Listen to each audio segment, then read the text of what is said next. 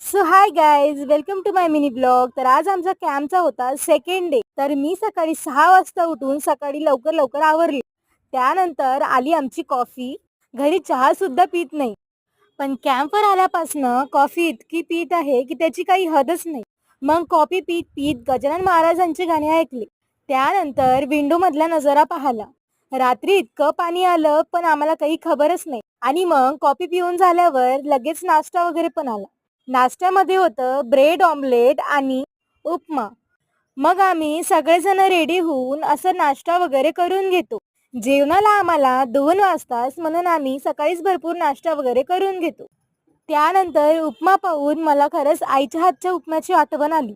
हा उपमा टेस्टीच होता बरं का, पण आईच्या हातची टेस्ट म्हणजे आईच्या हातची टेस्टच.